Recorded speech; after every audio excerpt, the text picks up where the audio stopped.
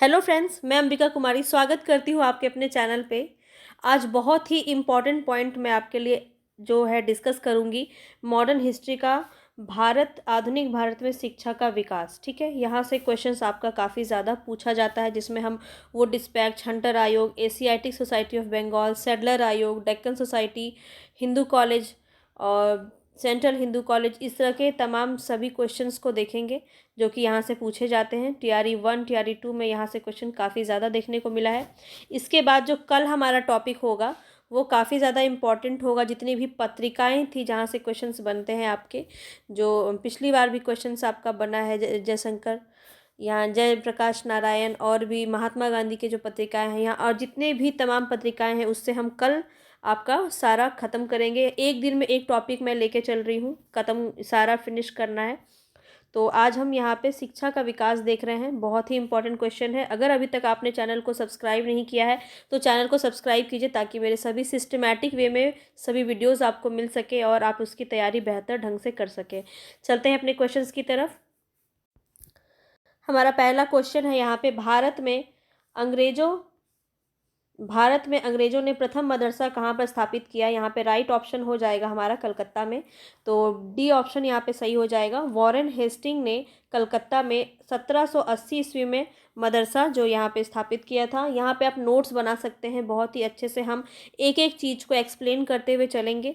जितने भी यहाँ पे एक्सप्लेनेशन है वो देखना आपको काफ़ी ज़्यादा ज़रूरी है, और वहाँ से आपको लगभग 4 से 5 क्वेश्चन और भी देखने को मिलेगा।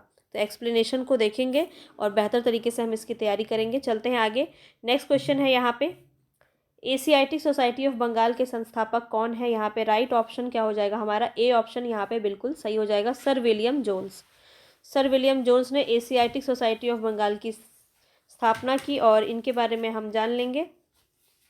1784 ईस्वी में इस हेस्टिंग के सहयोगी रह चुके सर विलियम जोन्स ने एशियाटिक सोसाइटी ऑफ बंगाल की स्थापना की, ताकि एशिया के सामाजिक तथा प्राकृतिक इतिहास, पुरातत्व संबंधी कला, विज्ञान और साहित्य का अध्ययन किया जा सके।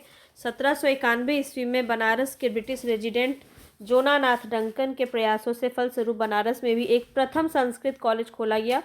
तो दो बातें यहाँ पे आपको ध्यान रखनी है। पहला ये कि 1784 ईस्वी में सर विलियम जोन्स के द्वारा एशियाटिक सोसाइटी ऑफ बंगाल की स्थापना की गई, और 1791 ईस्वी में बनारस में प्रथम संस्कृत जो है यहाँ पे खोला गया, संस्कृत विश्वविद्यालय जोनानाथन डंकन के प्रयास से। तो दो चीज़ें आपको यहाँ पे ध्यान रखनी है। चलते हैं आगे। नेक्स्ट क्वेश्चन है हमारा, वाराणसी में प्रथम संस्कृत महाविद्यालय की स्थापना किसने की। अभी अभी हमने देखा, तो ए ऑप्शन आपका बिल्कुल सही होगा। यहाँ पे ऑप्शन है सही है, आपको अगर नहीं दिख रहा हो तो मैं लिख देती हूँ, जोनाथन डंकन। ठीक है, जोनाथन डंकन का ये प्रथम संस्कृत विद्यालय इन्होंने खोला। आगे चलते हैं नेक्स्ट क्वेश्चन की तरफ। नेक्स्ट क्वेश्चन है हमारा, यहाँ पे बताना है, कथन है और कारण है, देख लेते हैं। बंगाल की एशियाटिक सोसाइटी की स्थापना वॉरेन हेस्टिंग के काल में हुई थी, बिल्कुल सही है। उसने सर विलियम जोन्स के पक्ष में उक्त विद्वत संस्था की अध्यक्षता का प्रस्ताव अस्वीकार कर दिया था। वॉरेन हेस्टिंग स्वयं एक उद्भट विद्वान तथा प्राच्य विद्या का प्रखर समर्थक था, जो संस्कृत, फारसी और अरबी के अध्ययन को प्रोत्साहित करता था। ये भी बात आपका बिल्कुल सही है, तो दोनों ही यहाँ पे सही है। तो ए ऑप्शन आपका बिल्कुल सही हो जाएगा। चलते हैं आगे नेक्स्ट क्वेश्चन पे। यहाँ पे कुछ इंपॉर्टेंट नहीं है, जो इंपॉर्टेंट होगा मैं आपके साथ ज़रूर डिस्कस करूँगी। तो यहाँ पे आगे चलते हैं नेक्स्ट क्वेश्चन पे। निम्नलिखित में से किसे Paris of royal Asiatic society की सदस्यता प्रदान की गई थी। तो यहाँ पे राइट ऑप्शन हो जाएगा माइकल मधुसूदन दत्त। ठीक है, पेरिस की रॉयल एशियाटिक सोसाइटी की सदस्यता प्रदान की गई थी माइकल मधुसूदन दत्त को। रॉयल यहाँ पे आप देख लीजिए, यहाँ पे जो अध्यक्षता प्रदान की गई थी 1822 ईस्वी में, और वर्ष 1829 के शाही फरमान के द्वारा इसको स्थापित करने की पुष्टि की गई थी।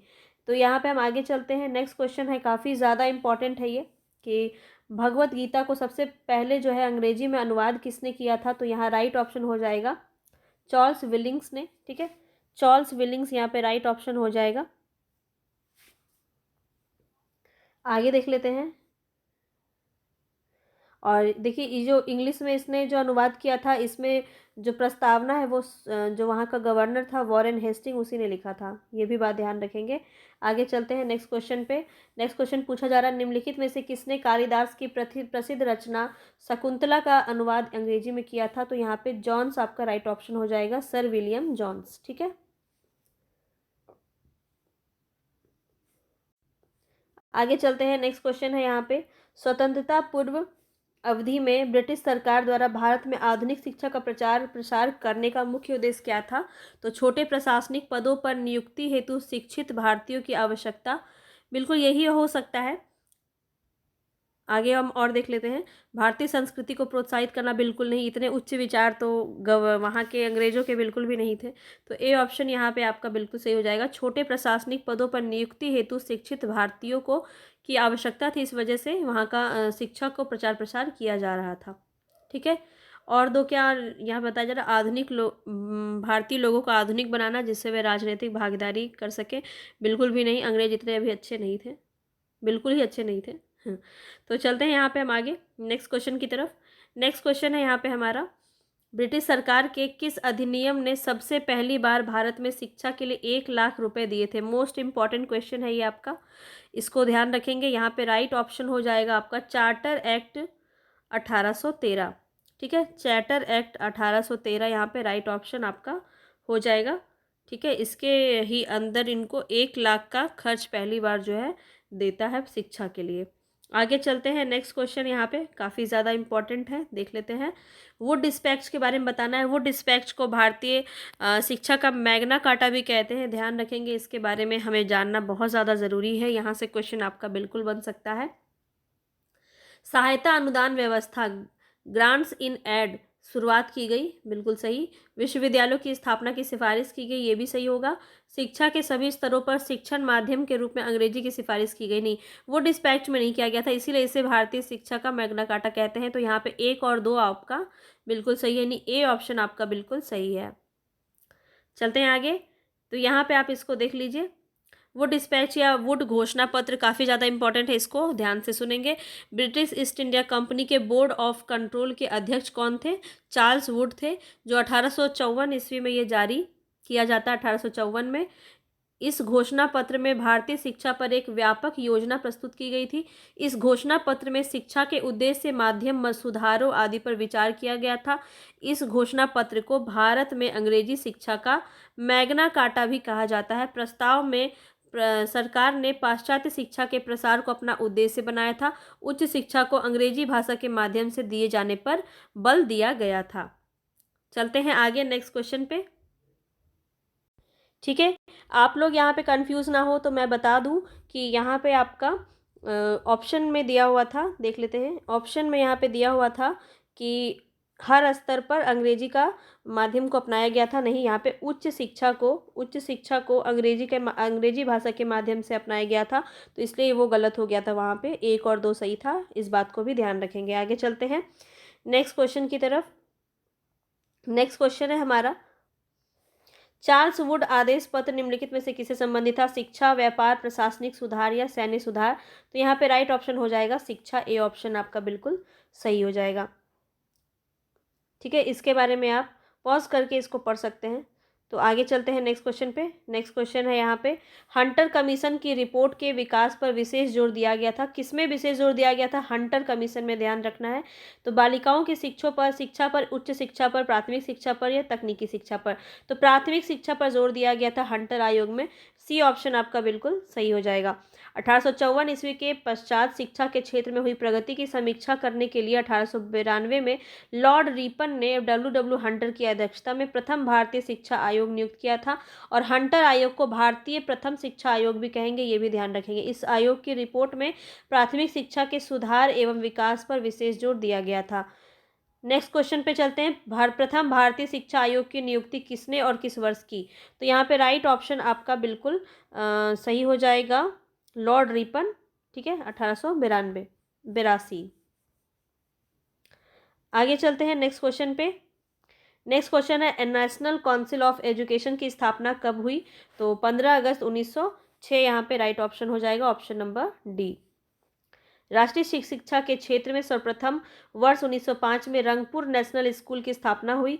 16 नवंबर 1905 को कलकत्ता में एक सम्मेलन का आयोजन किया गया। इस सम्मेलन में राष्ट्रीय साहित्यिक, वैज्ञानिक और तकनीकी शिक्षा देने के लिए राष्ट्रीय शिक्षा परिषद यानी नेशनल काउंसिल ऑफ एजुकेशन का स्थापित करने का फैसला लिया गया और 15 अगस्त 1906 को राष्ट्रीय शिक्षा परिषद की स्थापना की गई। तो सभी चीज़ों को हम यहाँ पर ध्यान दिए। आगे चलते हैं। सैडलर आयोग किससे संबंधित है? तो शिक्षा से संबंधित है यहाँ पे। तो सैडलर आयोग से संबंधित कुछ चीज़ें आप ध्यान रखेंगे। सैडलर आयोग शिक्षा से संबंधित था। 1917 में सरकार ने कलकत्ता विश्वविद्यालय की संभावनाओं के अध्ययन तथा रिपोर्ट के लिए एक आयोग नियुक्ति की और डॉक्टर M.E. सैडलर जो कि लीड कर रहे थे इसे, जो लीड्स विश्वविद्यालय के कुलपति उप कुलपति थे, इसके अध्यक्ष नियुक्त किए गए। इस आयोग का यह विचार था कि विश्वविद्यालय शिक्षा का सुधार करना है तो माध्यमिक शिक्षा का सुधार आवश्यक है। तो सैडलर आयोग किस लिए जाना जाता है? तो माध्यमिक शिक्षा के लिए जाना जाता है। इस तरह से क्वेश्चन आपका बन सकता है। हंटर आयोग प्राथमिक शिक्षा के लिए था, सैडलर आयोग माध्यमिक शिक्षा के लिए था। इसने वर्ष 1904 के विश्वविद्यालय अधिनियम की कड़ी निंदा की और यह भी बताया कि इससे कॉलेज और विश्वविद्यालय शिक्षा का ठीक ठाक समन्वय नहीं हो सकता है। आगे चलते हैं। यहाँ पे नेक्स्ट क्वेश्चन है हमारा, शिक्षा में सुधार हेतु ब्रिटिश सरकार ने सैडलर विश्वविद्यालय की आयोग कब नियुक्त की? तो 1917। यहाँ पे राइट ऑप्शन बी हो जाएगा। आगे चलते हैं नेक्स्ट क्वेश्चन पे। नेक्स्ट क्वेश्चन यहाँ पे पूछा जा रहा है 1902 ईस्वी में लॉर्ड कर्जन ने 2 भारतीय सदस्यों की सम्मिलित करते हुए एक विश्वविद्यालय आयोग गठित किया। वे कौन थे? तो किन 2 लोगों को इसमें सम्मिलित किया गया था? सैयद हुसैन बिलग्रामी और न्यायमूर्ति गुरुदास बनर्जी। यहाँ पे डी ऑप्शन आपका बिल्कुल सही हो जाएगा। तो देख लेते हैं इनके बारे में। वायसराय लॉर्ड कर्जन ने शैक्षिक सुधारों के तहत 1902 ईस्वी में सर टॉमस रेले की अध्यक्षता में एक विश्वविद्यालय आयोग का गठन किया था। इस आयोग के सदस्यों में 2 भारतीय सदस्यों सैयद हुसैन और बिलग्रामी तथा न्यायमूर्ति गुरदास बनर्जी को नियुक्त किया गया। इस आयोग द्वारा दिए गए सुझावों के आधार पर विश्वविद्यालय अधिनियम 1904 पारित किया गया था। तो इसी दोनों के नियुक्ति के बाद जो आयोग को सुझाव दिया गया और वहीं से उन विश्वविद्यालय अधिनियम 2004 को पारित किया गया। आगे चलते हैं। लॉर्ड मैकाले काफ़ी ज़्यादा इंपॉर्टेंट है। ये किसके संबंधित है? तो अंग्रेजी शिक्षा से संबंधित है। अंग्रेजी शिक्षा पर बहुत ज़्यादा जो है जोर दिया गया था लॉर्ड मैकाले में और यहाँ पे लॉर्ड मैकाले को आधुनिक शिक्षा का जनक भी कहते हैं। यहाँ पे ध्यान रखेंगे इस चीज़ को। भारतीय शिक्षा पद्धति में भाषा संबंधी विवाद पर अपना विवरण देने के लिए विलियम बेंटिंग ने अपनी काउंसिल को विधि सदस्य लॉर्ड मैकाले को लोक शिक्षा समिति का प्रमुख नियुक्त किया गया और मैकाले ने भारत में शिक्षा हेतु अंग्रेजी भाषा का समर्थन किया था। आगे चलते हैं नेक्स्ट क्वेश्चन पे। नेक्स्ट क्वेश्चन है हमारा, भारत के औपनिवेशिक काम में अधोमुखी निस्यंदन सिद्धांत किस क्षेत्र से संबंधित था? तो ये आपका शिक्षा से संबंधित था। क्या?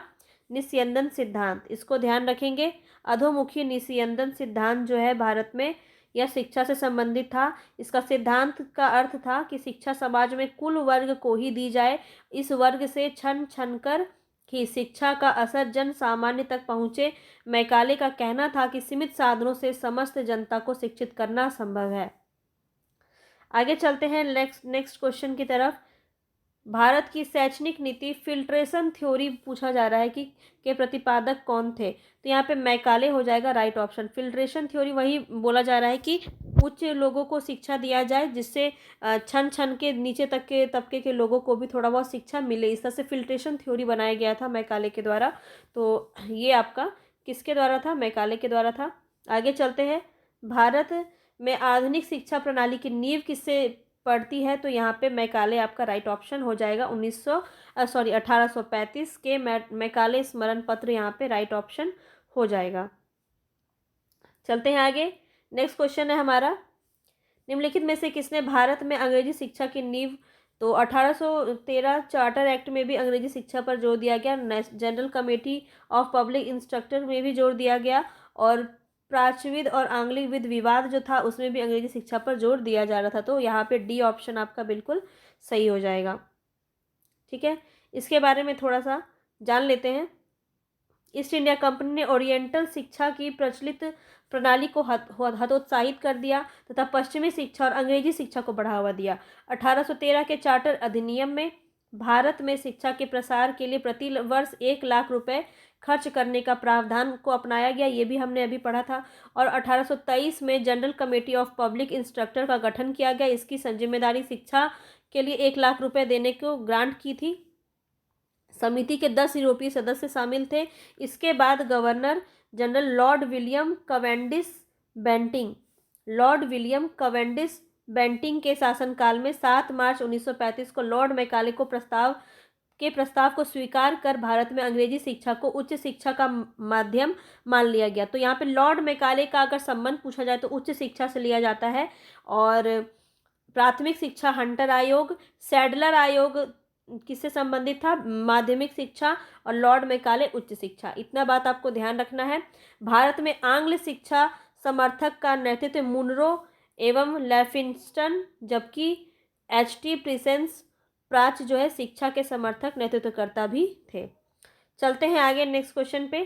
किसके शासनकाल में भारत अंग्रेजी शिक्षा आरंभ हुई? तो अभी अभी हमने देखा लॉर्ड विलियम कैवेंडिश बेंटिंग। यहाँ पे ए ऑप्शन आपका बिल्कुल सही हो जाएगा। आगे चलते हैं नेक्स्ट क्वेश्चन की तरफ। नेक्स्ट क्वेश्चन यहाँ पे पूछा जा रहा है,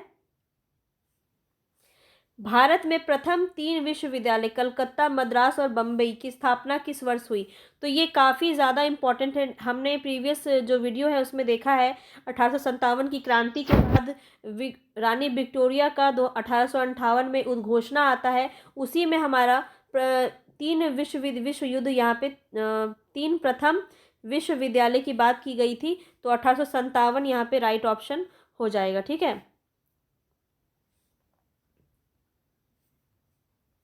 भारत के अंग्रेजी शिक्षा का मैग्ना कार्टा कहे जाने वाले 1854 के चार्ल्स वुड डिस्पैच के आधार पर बना लंदन विश्वविद्यालय की तर्ज पर ब्रिटिश भारत में 3 विश्वविद्यालय कलकत्ता, मद्रास और बम्बई की स्थापना 1857 में हुई। ये बात ध्यान रखेंगे। चलते हैं आगे नेक्स्ट क्वेश्चन की तरफ। किसके सतत प्रयास से बम्बई में प्रथम महिला विश्वविद्यालय की स्थापना की गई? तो डी के कर्वे यहाँ पे राइट ऑप्शन बी हो जाएगा आपका। ठीक है, डी के कर्वे यहाँ पे आपका राइट ऑप्शन हो जाएगा। डी के कर्वे के सतत प्रयासों से, देखिए ये भारत रत्न भी इनको मिला था, इनके बारे में पढ़ लेते हैं। डी के कर्वे के सतत प्रयासों से वर्ष 1916 में बम्बई में प्रथम महिला विश्वविद्यालय की स्थापना हुई। ये महाराष्ट्र के समाज सुधारक एवं सामाजिक कार्यकर्ता थे महाराष्ट्र के, और इन्होंने विधवाओं के उत्थान के लिए विधवा विवाह प्रतिबंध निवारक मंडली भी स्थापना की थी। और 1896 ईस्वी में इन्होंने पूना में विधवा गृह स्थापना भी की थी। इन्होंने स्वयं एक ब्राह्मणी विधवा से विवाह भी किया था। ठीक है, तो 1958 में इनको भारत रत्न प्रदान किया गया था। चलते हैं आगे। डेक्कन एजुकेशन सोसाइटी की स्थापना से कौन संबंधित है? देखिए ये क्वेश्चन आपका काफ़ी ज़्यादा इंपॉर्टेंट है। तो यहाँ पे राइट ऑप्शन हो जाएगा आपका बीजी तिलक। ठीक है, बीजी तिलक यहाँ पे आपका राइट ऑप्शन हो जाएगा। आगे चलते हैं नेक्स्ट क्वेश्चन पे। तो देखिए कौन कौन था डेक्कन सोसाइटी के बारे में थोड़ा जान लीजिए। ये सब इंपॉर्टेंट है इसलिए मैं आपको इसके बारे में डिस्कस कर रही हूँ। तो डेक्कन एजुकेशन सोसाइटी की स्थापना 1880 में मुल्तान न्यू इंग्लिश स्कूल के प्रारंभ के साथ पुणे में की गई थी। 1884 ईस्वी में डेक्कन सोसाइटी औपचारिक रूप से गठित की गई। इतनी बात आपको ध्यान रखनी है। और इसके संस्थापक में देखिए 2-4 आदमी का नाम आता है, तो ध्यान रख लेंगे क्योंकि हो सकता है इसमें बीजी तिलक पूछा था, कुछ और भी नाम आ सकता है, तो आप कंफ्यूज ना हो। वी.के. चिपुलंकर, बीजी तिलक, एम.बी. नाम जोशी और गोपाल गणेश आगरकर, ये 4 आदमी हैं जो प्रमुख है। और जस्टिस रानाडे जो ऑप्शन में दिया हुआ था वो सोसाइटी के संस्थापक नहीं है, बल्कि क्या है, इनके 5 संरक्षणों में से एक है, संरक्षक थे जस्टिस रानाडे। ठीक है, तो इतनी बात आपको ध्यान रखनी है। चलते आगे नेक्स्ट क्वेश्चन यहाँ पूछा जा रहा है, निम्नलिखित कॉलेज में से सर्वप्रथम किसकी स्थापना हुई? तो हिंदू कॉलेज कलकत्ता यहाँ पे राइट ऑप्शन आपका हो जाएगा। राजा राम मोहन रॉय के द्वारा 1817 में जो है इसकी स्थापना की गई थी। राजा राम मोहन रॉय काफ़ी इम्पॉर्टेंट पर्सनालिटी है, उनसे क्वेश्चन आपका काफ़ी ज़्यादा पूछा जा सकता है। यहाँ पे जब हम इसका धार्मिक आंदोलन देखेंगे, धार्मिक आंदोलन और सांस्कृतिक सुधार, ये सब टॉपिक जब हम करेंगे तो हम राजा राम रॉय को बहुत ही अच्छे से पढ़ेंगे। तो यहाँ पे हम देख लेते हैं हिंदू कॉलेज कलकत्ता, राजा राम मोहन रॉय 1857 में किसके यहाँ पे ये भी क्वेश्चन पूछा जाता है कि किसके मदद से इन्होंने किया था। तो 1857 में डेविड हेयर और अलेक्जेंडर डफ के साथ मिलकर कलकत्ता में प्रसिद्ध हिंदू कॉलेज की स्थापना की। मेयो कॉलेज अगर पूछा जाए तो मेयो कॉलेज की स्थापना 1875 में अजमेर में हुआ। मुस्लिम एंग्लो ओरिएंटल कॉलेज की स्थापना 1875 में अलीगढ़ में हुआ और दिल्ली कॉलेज की स्थापना 1824 में हुआ। ये सब बातें आप नोट कर लीजिए, काफ़ी ज़्यादा इंपॉर्टेंट है। आगे चलते हैं, यहाँ पे राइट क्वेश्चन देखते हैं। यहाँ पे मोहनडन एंग्लो ओरिएंटेड कॉलेज अलीगढ़ की स्थापना अभी अभी हमने देखा है 1875, राइट ऑप्शन हो जाएगा। चलते हैं आगे। डेविड हेयर और अलेक्जेंडर डफ के साथ मिलकर निम्नलिखित में से किसने कलकत्ता में हिंदू कॉलेज की स्थापना की। तो यहाँ राइट ऑप्शन हो जाएगा ऑप्शन नंबर डी, राजा राम मोहन रॉय। 1817 ईस्वी में इन्होंने हिंदू कॉलेज की स्थापना की, ध्यान रखेंगे। चलते हैं आगे नेक्स्ट क्वेश्चन पे। डेविड एयर, यहाँ पूछा जा रहा 1817 में डेविड हेयर द्वारा प्रसिद्ध हिंदू कॉलेज की स्थापना की गई कहाँ पर। तो कलकत्ता में की गई। इतनी बातें आपको ध्यान रखनी है। इस तरह अलग अलग तरीके से क्वेश्चन आपका पूछा जा सकता है। देखिए यहाँ पे आपको सुमेलित करना है और बताना है यहाँ पे कौन सा सही होगा। तो देख लेते हैं यहाँ पे। बनारस में संस्कृत कॉलेज विलियम जोन्स के द्वारा नहीं किया गया था बल्कि जोनाथन डंकन के द्वारा किया गया था। ये क्वेश्चन हमने स्टार्टिंग में ही किया था। कलकत्ता का मदरसा वॉरेन हेस्टिंग, ये वाला आपका सही है, तो दो तो सही है। Fort William College Arthur Wellesley नहीं, वेलेजली अलग नाम यहाँ पे है, तो ये भी आपका गलत है। तो सेकेंड आपका बिल्कुल बी ऑप्शन बिल्कुल सही हो जाएगा। आप यहाँ पे देख लीजिए, बनारस का संस्कृत कॉलेज जोनाथन डंकन 1791, इसको नोट कर लीजिए, काफ़ी ज़्यादा इंपॉर्टेंट है। कलकत्ता मदरसा जो है वॉरेन हेस्टिंग ने किया था 1780 में। Fort William college Lord Richard कोले वेलेजली नाम है इनका, वहाँ पे अलग वेलेजली दिया है, यहाँ अलग वेलेजली है, तो कंफ्यूज नहीं होंगे। लॉर्ड रिचर्ड कोले वेलेजली 1800 ईस्वी में इन्होंने फोर्ट विलियम कॉलेज की स्थापना की है, काफ़ी ज़्यादा इंपॉर्टेंट है। और फोर्ट विलियम कॉलेज से क्वेश्चन आपका काफ़ी ज़्यादा पूछा जाता है, तो इस बात को भी आप ध्यान रखेंगे। अब यहाँ पे बताना है कि वेलेजली ने कलकत्ता में फोर्ट विलियम कॉलेज की स्थापना किस लिए की थी। उसे लंदन में स्थित बोर्ड ऑफ डायरेक्टर ने ऐसा करने के लिए कहा था। वह भारत में प्राच्य ज्ञान के प्रति अभिरुचि पुनः जागृत करना चाहता था। वह विलियम कैरी तथा उसके सहयोगियों को रोजगार प्रदान करना चाहता था। वह ब्रिटिश नागरिकों को प्रशासन हेतु प्रशिक्षित करना चाहता था। तो यहाँ पे डी ऑप्शन आपका बिल्कुल सही है। ब्रिटिश नागरिकों को भारत में प्रशासन हेतु प्रशिक्षित करने के लिए फोर्ट विलियम कॉलेज की स्थापना की गई थी। ठीक है, चलते हैं आगे। डी ऑप्शन आपका बिल्कुल सही है। यहाँ पे बताना है कौन सा कथन यहाँ पे सही है। तो इसकी स्थापना 10 जून 1800 ईस्वी को कलकत्ता के फोर्ट विलियम कॉम्प्लेक्स में की गई और इसकी स्थापना का मुख्य उद्देश्य ब्रिटिश अधिकारियों को भारतीय भाषाओं की शिक्षा देना था। तो यहाँ पे दोनों ही आपका सही नहीं, दोनों आपका सही नहीं होगा।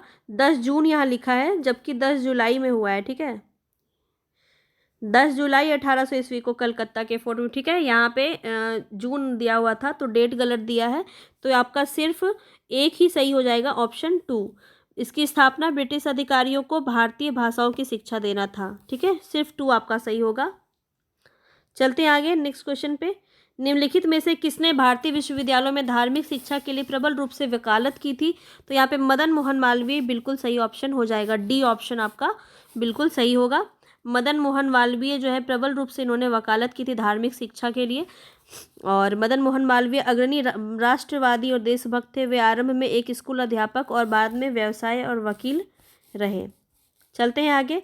बनारस हिंदू विश्वविद्यालय का शिलान्यास निम्न में से किसने किया। तो ये क्वेश्चन हमारा शायद सेकंड लास्ट क्वेश्चन है। हाँ, ये क्वेश्चन हमारा सेकंड लास्ट क्वेश्चन है, देख लेते हैं इसको। बनारस हिंदू विश्वविद्यालय का शिलान्यास निम्न में से किसने किया। तो यहाँ पे राइट ऑप्शन हो जाएगा लॉर्ड हार्डिंग। ठीक है, बनारस हिंदू विश्वविद्यालय, Lord Hardinge.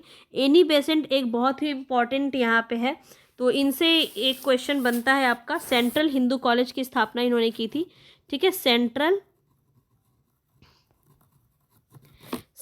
Hindu college, central Hindu college की स्थापना इन्होंने की थी। कब की थी? 1898 ईस्वी में। तो इतनी बात भी आपको ध्यान रखनी है, एनी बेसेंट के बारे में ये बोला गया है, ठीक है। एनी बेसेंट से क्वेश्चन आपका काफ़ी ज़्यादा पूछा जाता है। पिछली बार भी बीपीएससी में पूछा गया क्वेश्चन है होम रूल लीग से। तो ये सभी टॉपिक मैं आपको करवाऊंगी, टॉपिक वाइज कंप्लीट करेंगे एक एक चीज़ को। यहाँ लॉर्ड हार्डिंग आपका बिल्कुल सही है। और कब हुआ था? 1916 ईस्वी को बसंत पंचमी के दिन वायसराय लॉर्ड हार्डिंग के द्वारा बनारस हिंदू विश्वविद्यालय का शिलान्यास रखा गया था 4 फरवरी 1916। बिल्कुल नोट कर लीजिए नोट। आगे चलते हैं नेक्स्ट क्वेश्चन की तरफ। नेक्स्ट क्वेश्चन है यहाँ पे हमारा, निम्नलिखित में से सर्वप्रथम केंद्रीय विश्वविद्यालय घोषित किया गया। किस विश्वविद्यालय को सर्वप्रथम केंद्रीय विश्वविद्यालय घोषित किया गया? तो यहाँ पे बनारस विश्वविद्यालय वाराणसी, ऑप्शन सी आपका बिल्कुल सही हो जाएगा। बनारस हिंदू विश्वविद्यालय वाराणसी। यहाँ पे आप देख लीजिए मदन मोहन मालवीय का ही था और इन्हीं के श्रेय से बना था। तो केंद्रीय विश्वविद्यालय बनारस हिंदू विश्वविद्यालय वाराणसी को सबसे पहले केंद्रीय विश्वविद्यालय का दर्जा दिया गया। इसकी स्थापना का श्रेय 1916 में महामना मदन मोहन मालवीय जी को जाता है। तो हमारा आज का क्वेश्चन यहीं पे समाप्त होता है। कल जो है हम देखिए यहाँ पे आधुनिक भारत में प्रेस का विकास देखेंगे, काफ़ी ज़्यादा इंपॉर्टेंट है। यहाँ से सभी पत्रिकाओं को हम चैप्टर अच्छे से चैप्टर वाइज फिनिश करेंगे और कल जुड़ना बिल्कुल भी ना भूलें। और पसंद आया तो लाइक कीजिएगा, चैनल को सब्सक्राइब कीजिए और साथियों के साथ शेयर कीजिए। मिलते हैं नेक्स्ट टॉपिक पे, तब तक के लिए धन्यवाद।